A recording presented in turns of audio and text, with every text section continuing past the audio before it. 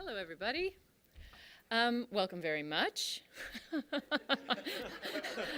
I just said that. Okay.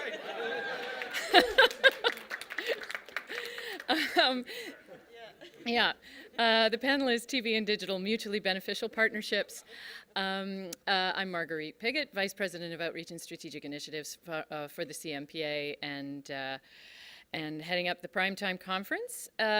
We do want to make this session as interactive as possible, so please tweet at #PTiO or ask questions through the Primetime app. This session was co-produced in partnership with Interactive Ontario, so I would like to welcome Krista Dickinson, Executive Director of Interactive Ontario, to the podium.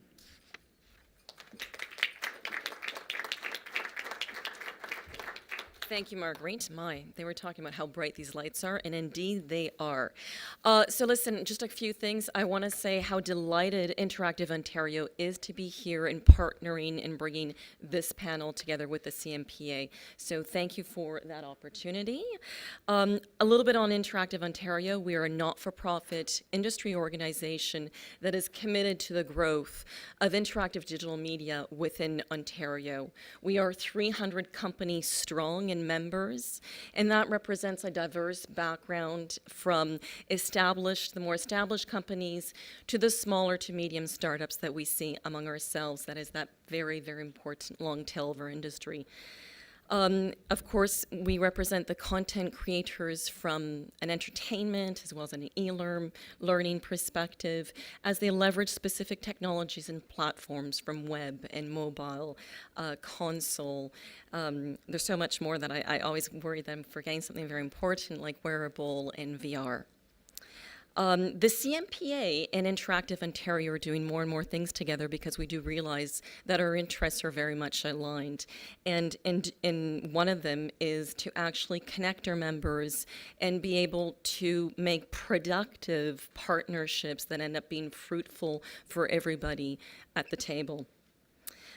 So we are going to have a little bit of fun with this panel, and I was talking to Mark last night, and I said, what's your title? There's so many things that you have up in the air, and I really call him a magician. So I think that Marguerite will probably explain what I mean by that, so enjoy this panel. Thank you very much.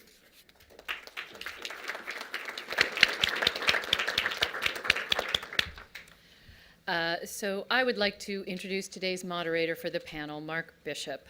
Mark is co-CEO at marblemedia and is overseeing the company's growth and management of everything from distribution, sales, and new business ventures, including a water park. To say he is innovative and creative in his business acumen is selling him short. Please welcome Mark Bishop. Thank you. Thank you all for being here. I hope you've stuffed your pockets filled with lots of candy. And thanks for being a part of what is going to be, hopefully, a very memorable hour and a fun session that we're going to have. As was mentioned off the top, this is going to be a very interactive session. Going to be a bit of role-playing going on, which I'll explain in just a minute. But we really want you to be engaged with this session. You've seen the hashtag. You can tweet anonymously. You can tweet. You can message. You can any way you want to get in touch with us. You can even put your hand up, and I'll come out with a microphone and ask you to join in the conversation. I'm going to start, first of all, by introducing just very briefly our panelists. And then I've asked them to each, just for a couple minutes, give you a sense of what they do and what their businesses are. And really because, again, we're talking today about partnerships, collaborations between television and digital. And they all have a tremendous amount of experience, so you have a really rich panel. But I want you to know what they do in their day jobs before I tell you about the roles that they're going to play during this conversation today.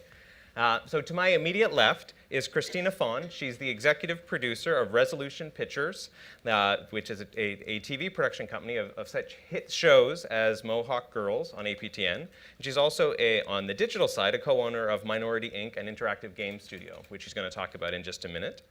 Next to her is Chris Harris, VP Strategy and Business Development at Secret Location. On the digital side, if you don't know Secret Location, you've been under a rock for a number of years. They cleaned up last week at the CSAs, winning all the digital categories. But Chris himself is a media professional. He's well known to people on both the television and the digital worlds before joining Secret Location in 2013. I like this. He was Shaw Media's first ever head of social media. And next to Chris is Richard Kanee. Again, another familiar face. He's the head of digital for English services at the CBC. CBC, of course, as you know, has had a great year for ratings and strong content on all platforms, which has been really exciting to see. Prior to that, Richard ran his own shop called Creative D, and before that, at Chum and at CTV. So I've asked each of them just for a few minutes to give you a sense of, more elaborate sense of their background, and I'll start with Christina. Okay, so hi. I just wanted to say off the top that when I was asked to do this panel, and then I was told that it was going to be scripted and that there was going to be some improv and role-playing, I thought, okay, role-playing could be interesting. And then I actually realized what we're doing, and I panicked. So I mentioned that to Mark.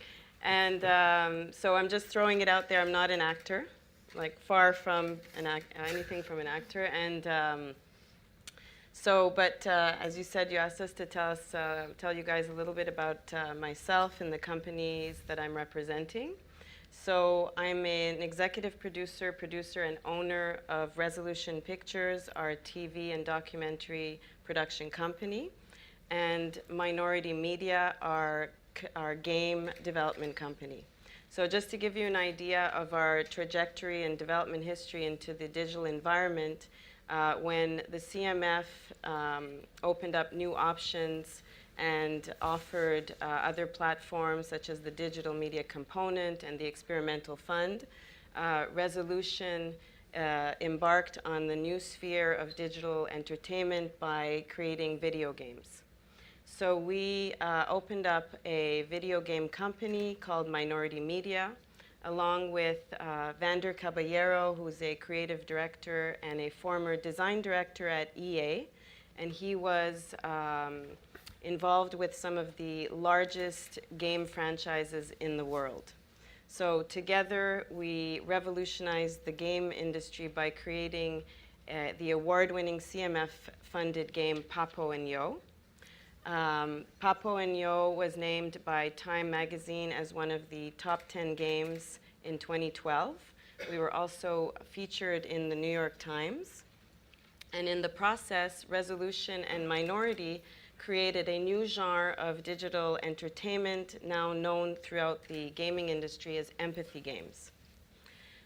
In 2012, we proudly won 2 Numix Awards, sponsored by the Canadian Media Fund for Best Console Game and Best Grand Prize Innovation for Papo and Yo. In 2013, with Rezolution's sci-fi documentary series called Indians and Aliens, we took the television series content and the digital content, and we created the Indians and Aliens video game for iOS devices. So that was the first truly joint effort between both companies to create for both platforms. In 2014, we launched Mohawk Girls, a 13-part half-hour comedy for APTN. We also launched the online campaign. This campaign was produced in partnership with the amazing Deb Day and her company, Innovate by Day, who created a kick-ass online campaign. And then today, in 2015, we are developing a groundbreaking IP for virtual reality. So virtual reality technology for devices like the Gear VR. I don't know if people know, it's the goggles with the phone. And then Oculus Rift, which also, I'm not sure if people know that Oculus was bought by Facebook for $2 billion. So we've kind of figured they have confidence in the platform, so do we. And so we are developing a CMF-funded virtual reality game called Time Machine. And Time Machine is the Jurassic Park of virtual reality. It's the first virtual reality time travel experience where we can go back into time, into the prehistoric times, and then come back forward to the far future. So with this new project, Rezolution is combining its expertise in documentary and minorities' ability to craft high-level game experiences, and we're moving ahead into the 21st century with VR platforms. So. That's great. Thank you. Over to Chris. So I'm Chris Harris. I'm the VP of Strategy and Business Development at Secret Location. We're a studio based in Toronto and now in Los Angeles. We have about 60 plus full-time employees, ranging from creative producers to, on the art team, designers, art directors, motionographers, developers, whole team. And we live this every day, working very closely with media producers / what we would say TV producers, broadcasters, brands, digitally accelerating stories. So we create all kinds of different, whether it's games, apps, we're in VR as well, just trying to find the right kind of solution for the partners that we work with. Great, thank you. Richard? I work for a company called CBC. I work at an international broadcaster, if you hadn't heard of us. As Mark mentioned, I spent a long time at Chum and CTV, or Chum and, CTV.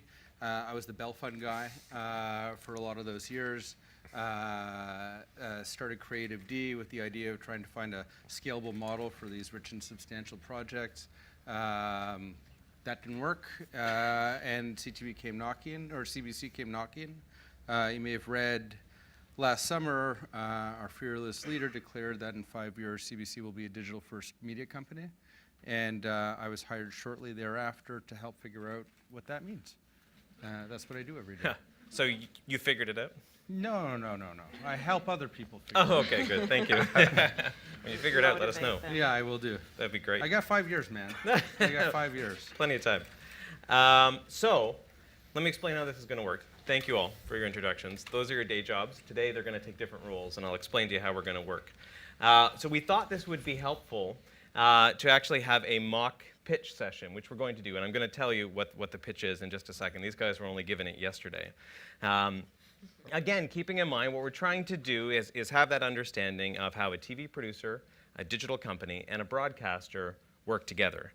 So again, like I said, to keep it fair, we have decided to mix it up. You know, I think of the quote from Harper Lee in To Kill a Mockingbird is that you never really understand a person until you consider things from his point of view, until you climb into his skin and walk around in it. So we're not doing any skin swapping, but we're going to do some role reversals. So how it's going to work today is that Christina is going to play the part of the TV network executive. Next to her, Chris is going to play the part of the TV producer, and Richard is going to play the part of the independent digital media producer. So those are the roles that they are playing. We have asked them, of course, to exaggerate in certain positions. They may have certain asides that they will share with the audience as we go through this. It is not meant to take offense to anyone, so apologies in advance if any of our stakeholders are offended. That is not the intent, and of course what happens in the room stays in the room, except for those watching online or those tweeting. So apologies in advance. Whatever happens online stays online. Exactly, it stays online, right? No one's going to find out about it. We've also asked some of our industry stakeholders in the room, they may be called upon to confirm or deny certain assumptions that our group are making. So friends from the CMF, the Bell Fund, the OMDC, well, of course, they can't act in an official capacity because this is not an official project or an official pitch, and there's more to the story. They may be giving us a thumbs up or thumbs down, or we may be looking to them to help provide some guidance as we go through this. So let me give you the pitch. It's a TV concept with a digital concept. I'll give you the TV log line. It's called Kryptonite No More. It's a 4-part documentary series hosted by Celine Dion on the need to shift communities from resource development to soft skills like data entry, call centers, etc. The series will focus on the town of North Rishabaktu, New Brunswick. I am from New Brunswick, that's not my town. Where the mining of kryptonite has been banned, and the town is dealing with the loss of jobs and transforming into new lines of business, including call centers and data centers, and retraining miners for online moderation of social media. Such a great opportunity. Each episode of the doc will focus on 4 individuals: the mayor, the miner, the math teacher, and the musician. And the theme song, of course, is sung by Celine Dion. We have a whole range of digital applications, as you can imagine, that these guys have developed. So we'll get into that, and I'm going to let them share that as we get in. And I will moderate as we go through the session, and I may interject some comments as we go along. So as everyone knows, the creative process starts in development. It starts in development when the partners come together. And the first part about development is really understanding, obviously, the incubation of the idea, as well as that discussion between partners of roles, responsibilities, and who owns what. So we'll start the conversation with our panelists, and we'll start between our TV producer and our digital producer of the development on the idea. So first, just to give you a little bit of background on what the broadcaster tells us. The broadcaster wants, big characters, high stakes, lots of drama. We were thinking about calling it Kryptonite No More Canada, just to make it feel like it was from another country and we're importing it to Canada. That's sort of the brief. So I'd love to hear how you're gonna, make this go viral, what you're gonna do to really make this. We are really excited. I mean, ever since our RPG Double Duck Gearhead went viral, we've been looking at other opportunities to, extend our knowledge and expertise. And this project really resonated with us. So what we were thinking about is like this 13-part plan.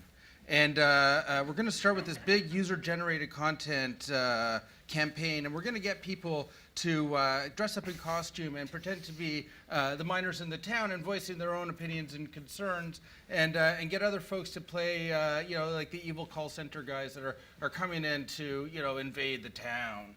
That's cool. I like And then, that. of course, the other big hook is Celine Dion, who's like a massive star, right? She's just huge. And so, we thought, of course, it would be great if she live tweeted every episode. And then we would give her song online to mash up. And, we're going to build this big interface where people could grab all the different sort of samples and tracks and mix their own versions and lip sync to it and post it to their social media. And then, of course, they're going to be able to buy all the outfits on the show, right? Because people love to know, who's the designer behind that miner's outfit, right? And so we're going to lay all that out.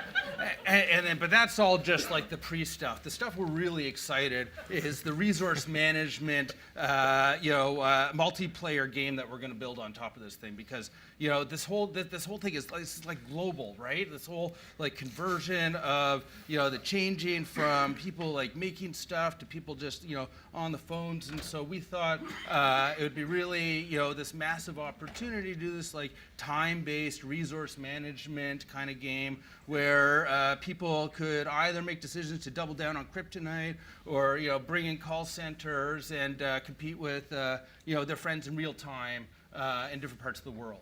So that's like the first layer. And I can get into more detail. Well, I love where this is going. I don't want to stop you, but I'd love to hear now, before you go in and talk to the broadcaster, let's talk a little bit about how the two of you are going to divide up some rights between you and who's paying for this development process. And then we'll go see the broadcaster. Well, I mean, typically in this kind of scenario, we would prefer to hold on to all of the rights. And we might be able to find, maybe $500, maybe a nominal fee of sorts to be able to help you with the process of development. I mean, I think maybe 1,000. Listen, I got like a team of 15 guys, and we've already put in like 13,000 hours on this thing, and we're going to be leveraging a lot of engines and stuff from our last big successful game. So it's really important that we actually own the IP. I mean, we can, license it back to you for Canada or something. I don't know, but the development process on these things is like, it's expansive, man. Like, Don't you just get a bunch of tax credits though? I don't understand that. Tax credits maybe in 3 years we'll see something. I don't know, but like that's we can't count on that, right? I need to buy ramen noodles today. Fair enough. So I thought, I mean, you're a big time producer, right? So you're going to be able to like, cash flow us until, the rest of the funding comes together. I mean, one of the things we're really excited about working on is you understand there's all this free money when we work with TV producers for us to make really awesome shit. Well, here's the thing. We have a Bell Fund deadline tomorrow, I think. Maybe in 2 days. Let's maybe consider something like that. We'll put in an application. You know, I'm told you can do it in what, 6 hours? Who writes? 4 hours? You guys write that, right? Oh no. We'll sign a couple documents, you know. Where do I get information about Bell Fund, you said? It's on the website, right? Isn't it on the website somewhere? Okay, cool. Well, yeah, what's the next step then? Well, let's go in and talk to the broadcaster because, of course, to trigger the Bell Fund, we need to have a broadcaster on board. So let's go in and have a conversation now with our Canadian broadcaster. So we really love this idea. We're really excited about having Celine Dion involved. I think that's going to, allow us to have a bigger audience. We actually unfortunately, our envelope got cut, so we were going to be able to give you $750 for it, but now we only have $250. But, I think that should cover, some of the costs, and you could go look elsewhere. And but we'd also like to have all the rights. And I think if we're going to move into game development, like we might want to also think about, becoming an equity partner and revenue share in that area.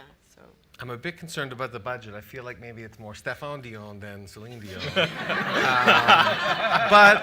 that said, I think there's something that we can work together. Well, maybe you don't understand how incredible this online experience is going to be. I mean, ultimately, it's going to dwarf the show. I mean, let's just be honest for a second, because when you look at the size of the market for real-time resource management games, and then when you layer in the fact that Celine is going to be able to do all the voices in the game. This thing is just gonna, it's global in scope. But are you gonna have rich and substantial content? Everything is rich and substantial. The whole thing is that the user-generated content. Because I think for us, what's really important is that the website or the game drives viewers to the show. So I'm not sure if I'm hearing that's... Thank you for saying that, because I'm wondering why I brought this guy to the meeting for a moment here. No, absolutely. We can ensure that there's going to be buzz, man. Yeah. Like these kinds of things generate a lot of buzz, and then we'll build in all the viral hooks. I mean, everything you can share out to Facebook and Twitter, and we're thinking about Snapchat because we've heard that's like really big now. So I think you're going to get a lot of promotional value, like the halo effect. I think it sounds interesting. Yeah. I just want to make sure that we also get to approve every single detail of this project, every video, every picture, every tweet, every element that's going out there. We have to approve before it's actually released. Hold on. Let me explain to you. How things work in social media, because we need to be responsive and real time, and we need to be authentic. It needs to be authentic if it's going to work, and I just don't know. We need to be. You have to work with our marketing department and our publicity department, and try to sort of coordinate with them so that it all could happen at the same time. And everyone's on the same page. So I'm going to pause you there because that meeting went really well, believe it or not. It kept going, and it went really well to be able to get a letter of support from the broadcaster for that money to go to the Bell Fund. Yes. Then, believe it or not, a month and a half later, the Bell Fund came back and said, you got the money. They went through the development process. And lo and behold, the Bell Fund is shaking their head over here. There was more to the pitch, and it kept going and going, and then it was greenlit for production. Yes, they went through a successful development period, and it was greenlit for production. This is exciting, folks. Stay tuned. What happens next? Well, I have $75,000, so I'm thrilled for my TV production. How did you get that? Well, I believe from the Bell Fund is what's my I want to make sure my terminology is correct. How did I get that? Marsha, not to throw you into the. It is a TV license fee top-up. Yes. So we I'm will supposed to come with the microphone. Hold on a second. Hold on. I'm coming over. Mark's going to play the role of the Bell Fund. Yes, Let's do do it. it. I'm not. I'm going to Let's do it. over. You can be the Bell Fund, Mark.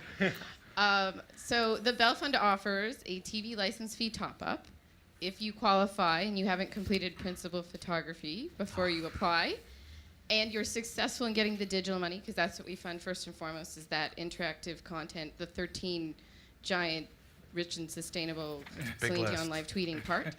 And it's 75% of your Canadian broadcast license up to $75,000. Thank you. Fantastic. Well, it's great that you got that money. Well, we're going to put that to great use. Celine Dion's back in, so Great. we're good to go. And yeah, now we have to consider production. Right. Well, things. I appreciate your feedback on the last round. We know that we're a little bit off schedule, but we brought in a new lead developer, and your notes were kind of indecipherable but helpful, so we really appreciate all your input, and especially that it came the day before we were putting the beta out was really helpful.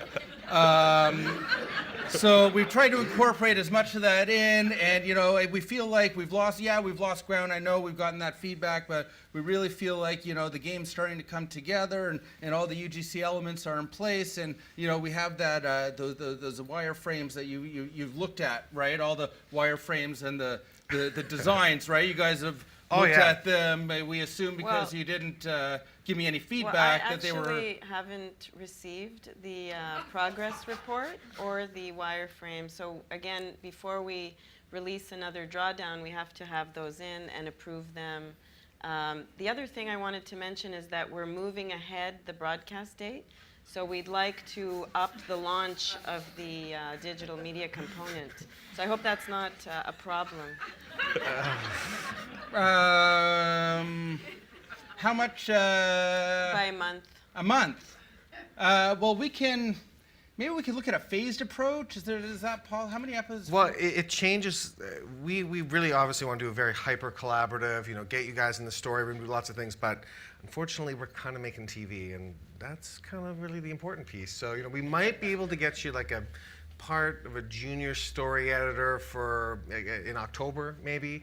One of our kids who does social media or something. But yeah, I mean, I think if you can just go do your thing, because we got to make the TV show. That's really that's it right now. But what we talked about out of the gate was that we would be we would be there every day, and you'd have a dedicated camera just to capture the stuff for our UGC Mesh platform. So if you stay out of the way, maybe. Maybe. Where did some of the other money come from, too? I'm just wondering how you financed the interactive component. Well, we've had to scale back the scope on some of the elements as we've gone into it, but we're still really hoping that the broadcaster is going to be able to find a sponsor to fill the deficit that we have, because as we've discussed, we see this as a massive sponsorable opportunity, and wondering if your sales guys have had any traction yet. Well, I mean, our sales team they're pretty busy with our 5th year on a very big series we're doing right now. So I'm not sure how much time and effort they could put into this particular project. But we're not that comfortable with sponsors yet. So we're still looking into that. So you might want to go see if there's any other funding available. Maybe they just don't understand it. I mean, maybe if I could book time with their head of sales, and we could walk them through the whole experience. Yeah, they would. I really think this isn't a good time, but if we get closer to launch, maybe we could discuss it, and maybe you guys could put together a marketing and publicity plan and submit it to us, and then we could get it approved by our team, and see what's possible and what's not possible. And so Well, let's find some other money too, because now we're in a bit of a jam, because we're Right. producing this project and we need some more money. So what else is out there? We have the Canada Media Fund. We have we have a license fee, which we haven't talked about, but we have a broadcaster license fee. We have a Canada Media Fund. We have the Bell Fund. So is the Canada Media Fund in the television and the digital? yes. That's good. I'm assuming it is. Yes, let's say yes. Your envelope sounded tight, Yeah. so. Well, you know, we're at the end of the fiscal, so we actually don't really care about this project. We're just trying to empty the last bit of the envelope. But, you know, My we're production so executive- happy to give you the... That was a side comment you made to the audience, not to the I love the it. panel My production participants. executive told me it was the biggest 4-part docuseries going. Anyways, we love this project, so we're going to be able to have $25,000 in production and, you know, just go for it. Thank you. You mentioned off the top that it was important that it's rich and substantial. Why was that? Well, that's, you know, we're also ticking off some of our rules that have to, you know, we have to apply to with the CMF as broadcasters, so. Now, we may be able to bridge the rest of this with our partner in Tunisia that we're going to be launching the game in 2 weeks with. So I could talk to them and find out if, Hold a second. Tunisia, well, you're launching, we retain all rights across the world, period, full stop. I think we agreed that we were just going to table that for a later date, but we had this amazing opportunity to launch our resource management game in Tunisia. So so we just assumed that that wouldn't be a problem because, you know, you guys are, you know, launching in Canada, right? Yeah, well, we the broadcaster has world premiere for 12 months, and we own all the rights. So this is something that I think you probably missed in the contract. I haven't seen a contract from you. My contract is with with Chris. So So maybe you should read through the contract and just make sure that you know, all these rights and rules are applied. I hear there are some interactive tax credits. That can help to plug the gap in the financing. Where are those? well, obviously we need to retain those because that's sort of where any of our margin is, and they're unreliable. We don't know when we're going to get them or how big they're going to be or how much. So, you know, we haven't put those into the financing, right? I mean, we talked about that. Remember that email exchange from 3 months ago where we resolved all that, right? Yes. You know what? The interactive tax credits is an area where, you know, we might be able to, you know, give a little bit of flex on, I believe. But I think there's someone here from the OMDC. Jen? Hi. there we go. No, you missed my disclaimer off the top, though. But I said this is not an official. This is not an official position of the agency. This is just an understanding of how this model would work on the interactive digital media tax credit in Ontario. Hi, I'm Jennifer. I'm the tax credit lady from OMDC. Okay, to begin with, it's actually possibly better that you didn't put the tax credits in your financing scenario because you're correct that the tax credits come as an after the fact. So you can only apply for tax credits when you're at the end of your year in which you've completed making the interactive digital media product. So while your broadcaster probably is telling you plug those tax credits in the plan, you're not going to actually even apply for them, let alone get them. So you're going to have some cash flow issues if you're thinking about plugging it into your financing for the particular project. As well, it's not 100% clear to me.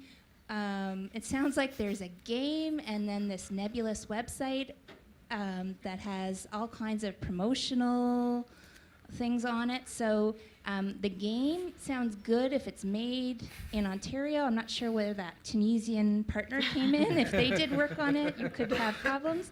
The website, we need to know that it educates, informs, or entertains. If it's primarily serving as a storefront so you can buy the coolest wardrobe of the miners of Kryptonite, then that's a problem. It can't be primarily a storefront or promotional. We need it to have actual content, original content that you've made for that website. And who's the applicant? the tax credit? So for the tax credit, the applicant is the company that can demonstrate that they've made 90% or more of the product. So while the TV producer says, hey, I've developed it because it's based on my documentary TV series, that's not what development means in the digital tax credit. It means who developed or in essence produced that actual product, who made it. So in this case, it would be our wild card digital developer. Thank you. That's great. Any surprises here, guys? Everyone's good? No, that's good. Okay, I'm wondering from the CMF perspective, I'm just going to go over here just from the CMF perspective, I would love your take on what you've heard so far. Rich and substantial is what they're talking about. Would it qualify as part of the requirements of the producer and the broadcaster? Hi, I'm Suzanne and work for the CMF. Well, again, not quite sure what is in this digital component here. What is it? Is it a website? Is it a game? I mean, what's exactly going on? And I really heard this word sponsorship, and if this is branded content, that kind of makes things. It might make it ineligible. And if you've already, got a commitment from CMF, you might have to give back. So that might cause a problem in your financing right there. So, yeah, that's... Perfect. You grabbed all the right hooks. Thank you. Okay, just while I'm down here, are there any questions from the audience so far? Or then we're going to get into launch and marketing. Questions? Okay, so let's talk about launching this puppy. You've gone through, I don't need to have two microphones. You've gone through production. Everything is good, and now you're getting ready to launch it. So let's talk about how we actually launch the property. Well, this is an interesting question because for what we'd love to know is this going to be something that's going to be hosted by the broadcaster, or is this something that would live outside of the broadcaster world, or? Well, we'd like to have control. So Okay. we'd like to have our marketing and social media team really take charge of this. How But big is that we have a team? very small budget, so we could work in collaboration. But we'd have to have everything approved and really have everything work simultaneously. But what I'm really interested to hear about is what the on-air campaign is going to look like for this. I mean, are we doing 30s, 15s, and lower thirds, or how are Yeah, we we don't have promoting any the money for game? that. There's no money for any on-air campaign. Well, we could talk about it, but I think that the producer had some money in the budget for publicity and marketing, so I think lots of it should come from there. Well, we have a little bit, we were able to get Celine up for the day to do a little bit of press in Toronto. We're going to go out to New Brunswick and do an event as well. That- but that's interesting because you said she was completely unavailable for all the VOs we needed for the game. So unfortunately, yes, that's true. I'm finding this surprising now. But in terms of marketing, I'm ignoring this guy. In terms of marketing, I do believe we wrote in some of our fund proposals about the commitment that we would have. Mind you, this was 6 months ago, so things do change. But I'm wondering if you're going to be able to live up to any of those kind of commitments. Yeah, I mean, our money ran out pretty fast. So again, we can only, I'd have to go back, have a conversation with our team, see, where they're going to put this in terms of priority. But we'll get back to you. Like, if you could submit a plan and we could review it, then that would be helpful. Was there a letter of support that was part of the Bell Fund application that may have Yes. outlined some of this stuff? Yes, there was. There was a letter that we gave you for you to apply, and actually, that's a good start. We could start there.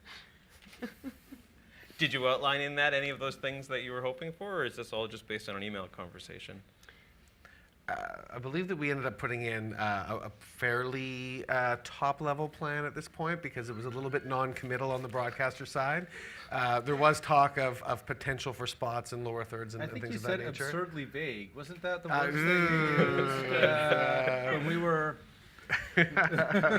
Potentially so, but yes, we are willing to take on all the social and do a little bit, more of the digital marketing side if that's a something you don't have the bandwidth to do, we'd love to do it. We're passionate about the show.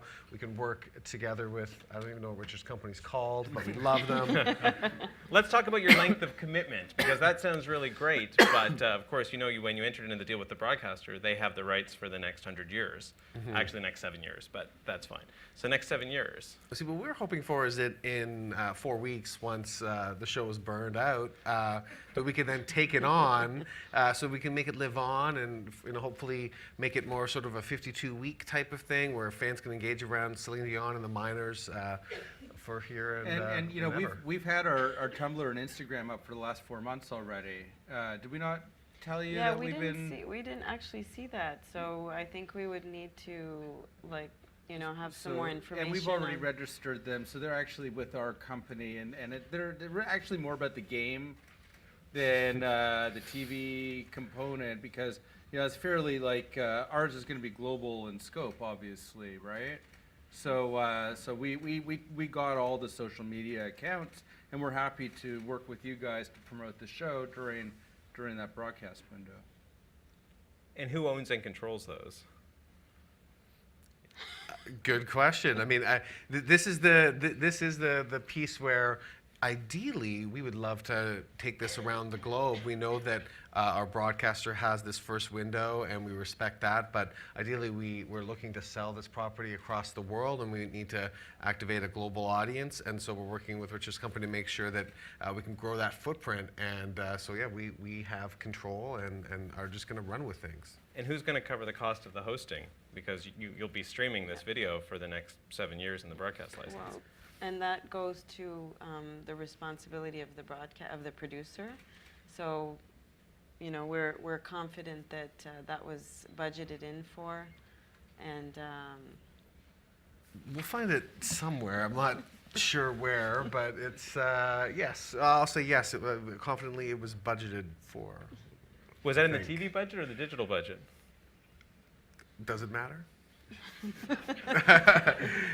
Yes. No. In the digital budget, we did have a plan to make sure that beyond the launch period, we had a sustainment plan. You remember that we had to shift dollars because that first developer really didn't work out, and so we sort of agreed that we would cover the rebuilding the entire game with some of those line items, right? And you let the agencies know that?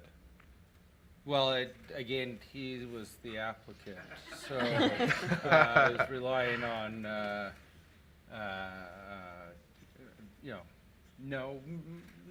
we were going to let them know in the wrap-up, some of the shifts and changes in our final report. Okay. So everyone's happy. yes. Excellent. Thank you, guys. Great session. Now,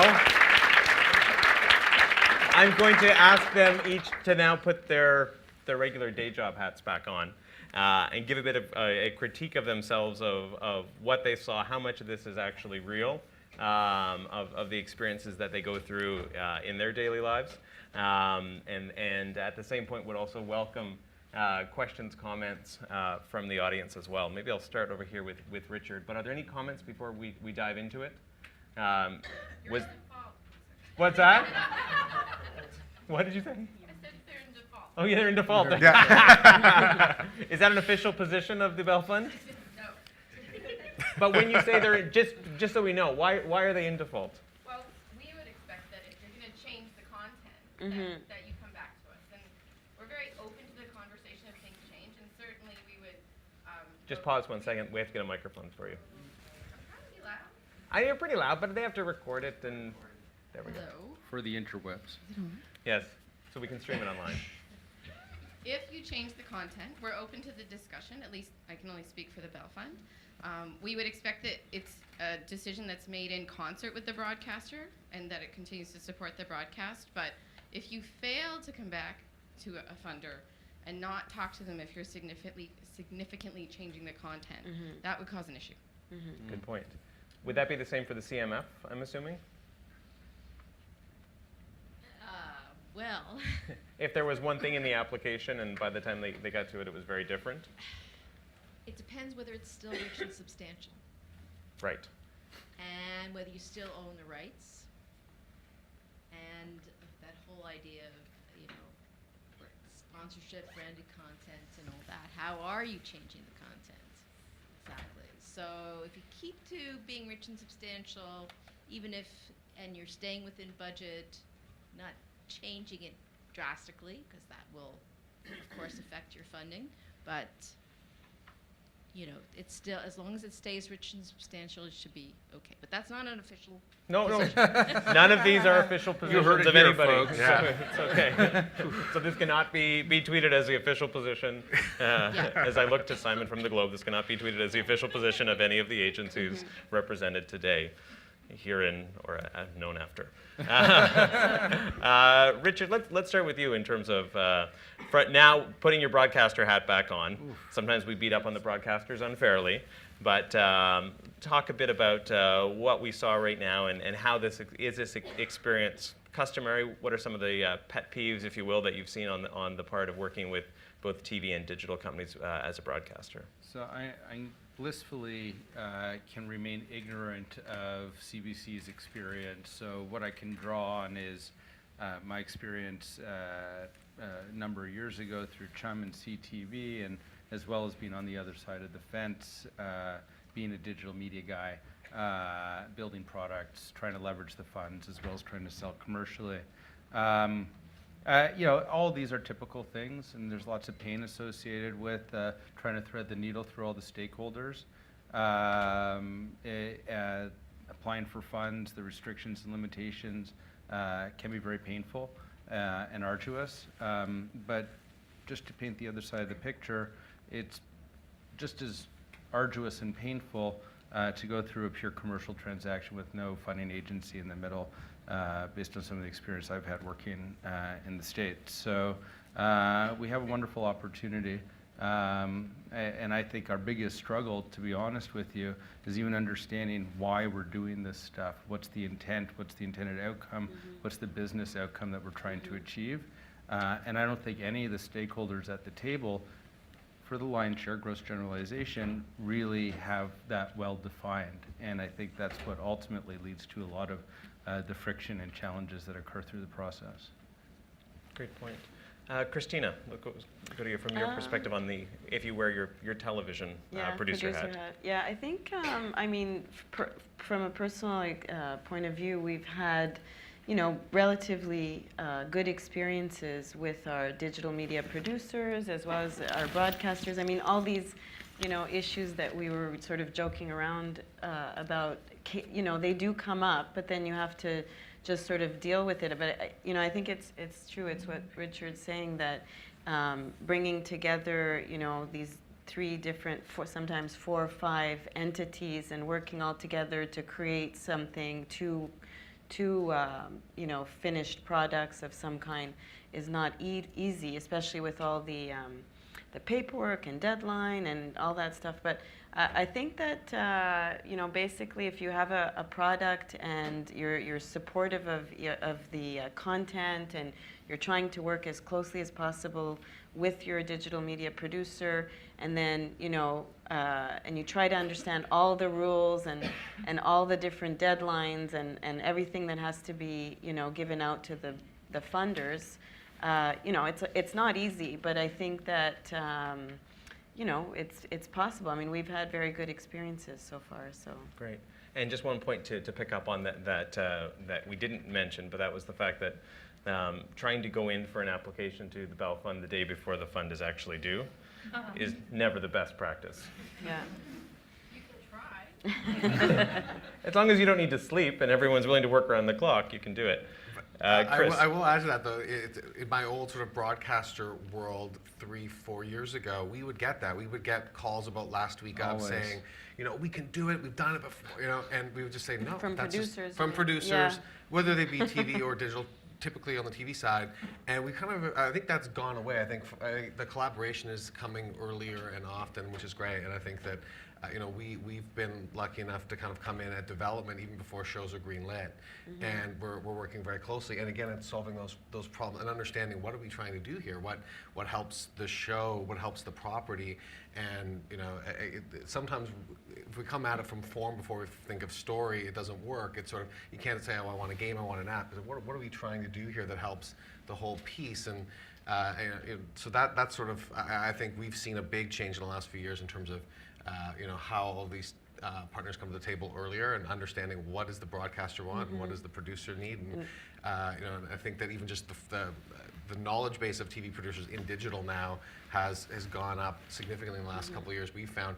And even on our side, I mean, we're going, and a lot of our crew has background in commercial production and on sets, and so they're not just sort of glued to code all day. I mean, they understand that language as well. So I think everyone's sort of starting to understand each other's language a little bit more. Even the business that you're doing, I mean, it's all coming together. I think it's like if you're working as a TV producer and then you hire a digital media producer, or you join forces with, as opposed to hiring, like you set up an initial concept that works for the TV, but that's also great for the digital media component, and then you get out of the way, like you hire the best, you get out of their way in some ways, obviously still following along, but you want the people that you're working with to feel confident that they're doing something important and good, as important as the TV show. And 4 years ago, it was, a whole new thing for TV producers, like, oh my God, it's like double the paperwork, and how are we going to do this, and what does this all mean, and is it a website or whatever? But I think we're starting to get used to it, and I think it's becoming enjoyable, to see the different, the different products that we could create together. So. Sure.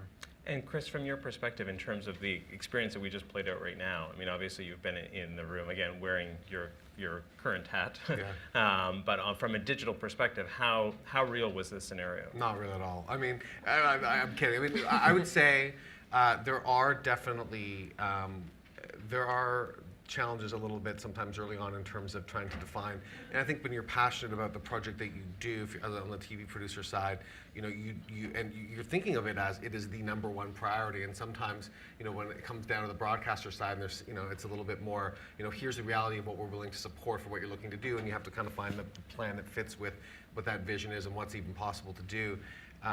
There are those challenges there in terms of sort of sometimes the vision that you may have may not be able to be fully fulfilled just based on for a number of different reasons. But I would say that this was a little bit more of the hot mess version of what's out there, in a good way. And I think that I honestly I feel much better about collaboration and just what I've seen in the industry in the last year plus than where we were a few years ago, and maybe the fluency wasn't. Yeah, I agree. As there. And what do you think has changed that? I feel more and more like, we joked about checking the box of rich and substantial. I honestly believe that producers and content creators see the opportunity. They understand that multi-platform isn't just sort of this other thing to do, that there is an actual legitimate opportunity both from a creative standpoint and even from a business standpoint. So it isn't just sort of this extra thing to do. It's there is a real opportunity. Good point. Can I ask a question? Sure. I just want to ask the audience for questions, and then we'll take your question. Any questions for our panel? I'm asking quite a few. Questions, comments, criticisms? Okay, Richard, over to you. For everybody, but what can we do as a broadcaster, I'm curious to know, to make all this work as good as it can be? And simple question. To change the model, to change how broadcasters work with TV we live and digital? We live in an environment in Canada where most TV shows now are required to develop, that was the starting point, required to develop a rich and substantial interactive component. So within that framework, that is the absolute baseline starting point, what can we do as a broadcaster to make that work? If anybody has any ideas? I have no bias. People in the audience, comments? What can broadcasters do differently to make convergent production work? It works perfectly now? Works perfectly. That's so good to know. Even from the agency perspective, anything from our friends at the Bell Fund? Marcia? Oh, we got a comment. thinking it sort of came up in the session about actually, or maybe you mentioned, about developing the digital media piece at the same time you're developing the TV piece. I think broadcasters coming in very early on, that would solve, you get all those things figured out, so when you actually do get to the point of saying, right, let's go into production, you're already 10 steps ahead of where you normally would be, instead of saying, oh, we have a TV show, oh yeah, let's figure out that digital media piece that, yeah, we're gonna drag that behind us. So I think it would just, it might actually make the TV show better too, to figure out those things. And I think having, the broadcaster on board, not just creatively, but financially, makes a lot of that a lot easier as well. So just shows, that everybody's pulling in the same direction, I think. So creative and financially as early as possible, to have both television and digital on board early. We have another question? It strikes me you Oh, just pause for 1 second. Oh. And there we go. It strikes me you illustrated the point really well. I thought the acting was great. But the point is, what's the end goal? And to me, what you illustrated is a lack of concrete vision. You alluded to it, as to what the end goal is. Is it to make money? Is it to create rich content? What's the end goal? And I think if the three participants could agree on what the end goal is, then everything else would fall in line. But I don't see anything in our industry that's agreeing as to what the end goal is from this activity. I think that's a great question, John. Do you want to take I it? think the end goal depends on the type of, I think depends on the type of show you're producing, and then, what the companion digital media component is. If it's a type of show that you're gonna, create digital media component to enhance the show, so to get people to watch it, and then you're gonna create, webisodes, quizzes, little videos, this and that, and it's all about getting an audience to the show. That's your end goal. Like, I don't think I might be mistaken, but there's no proven business model yet for revenue on any digital media component website. I mean, there's a few, like games, for example, make money, but even those now, there's a gazillion apps out there, so it's like, hitting the lottery if you're gonna think of making money that way. So it's tough. I mean, I think we're in the content creation field, and so I don't know if you guys agree or not, but I think that. Yeah, and I would say that we've had some success building things for broadcasters that actually have made them money and have had. I'd point to Big Brother Canada as a great example of something that's been really hugely successful for Shaw, as well as all the sponsors they brought on. I think in the U.S. it's a little different. Like when you're working with a U.S. broadcaster, usually the sort of brief is very clear. It's make this the #1 show Monday nights at 10. This is a marketing execution. Launch big. We want to be they're very clear on what that is. And typically when you're working with their digital folks, it's driven by marketing, and it's very much about make this the biggest show on that night. And I think here we have a little bit of, that's one of the voices at the table, and you've got, when you're working with a broadcaster, there are multiple different voices, and then the producer has their sort of piece, and the digital adds another layer into it. And I think that maybe here in Canada we haven't defined that as much as, but the earlier you do define it, I think That's true. It's a good point. Well, I think that's key right there. You just hit on it. The earlier you can define that and get everyone on the same page, and acknowledge, to your point, John, is that you may all have different goals and interests, but at the same point, the earlier you can define that, decide upon those rights, negotiate, get all that painful stuff out of the way, and identify the goals and objectives. Do you think it's our job as the buyer to define the objective at the end of the day? Like, are we failing to give you guys a very clear idea of what we're trying to buy? I mean, I wouldn't say failing. I would say sometimes that it can be clear, and I think it's understanding collective goals. And I think the broadcaster, it's helpful for them to understand what the producer might be looking to get out of it beyond sort of just what in your case what the CPC would need out of it. So, but yeah, I would say that's not the case in every single project that say we would work on. But I think that the lack of really clarifying, like, what does success look like? What does this need to do? And sometimes it's as simple as it's an engagement play, it's a marketing play, and sometimes that isn't actually really clearly, or at least you may not have the same, every single player aligned, and the earlier you can do that, the better. I don't know if that answers your question, but. You're fired. We're never working. What an asshole. So to wrap, if each of you could just give us one tip that you'd give the audience in developing a successful multi-platform, convergent, transmedia, whichever word we're going to use this week, project that involves multiple partners. On the partnership front, what's one piece of advice you'd like to leave the audience with? I would say hire the best digital media producer and then work really closely and collaboratively and supportively, like someone like him or Deb Day. Those are amazing digital media producers. That's what I would say. Good point. Chris? I'm going to sneak in too. I'm going to say take time to understand what the other partners really do, what does success look like, what are the pain points, all that kind of stuff. And then this is a bit of a different one, but find those people who are sort of maybe new to the business or maybe students or whatever, like those people who reach out to you for coffee and say like, do you have 15 minutes? And it's mutually beneficial. It's really interesting to be able to hear what their take is, what they're into, and that helps sort of fuel us a little bit and helps bring perspective to projects. So yeah, that too. We're all singing from the same hymn book. It's alignment, and it's starting from the start. If you want to have a really meaningful, cross-platform, rich and substantial, interactive product, that is defining the product from day one.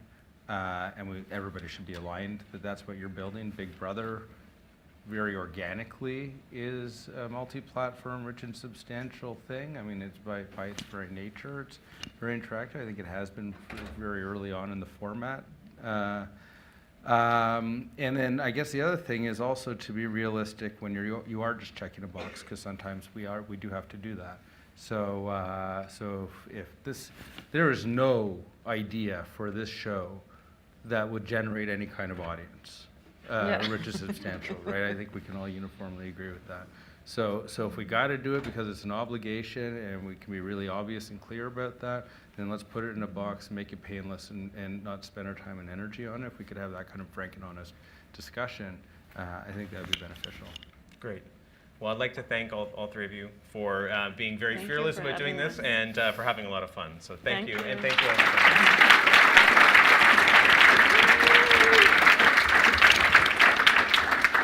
I would just like to invite everybody to make their way over to the main ballroom where we're going to have a fireside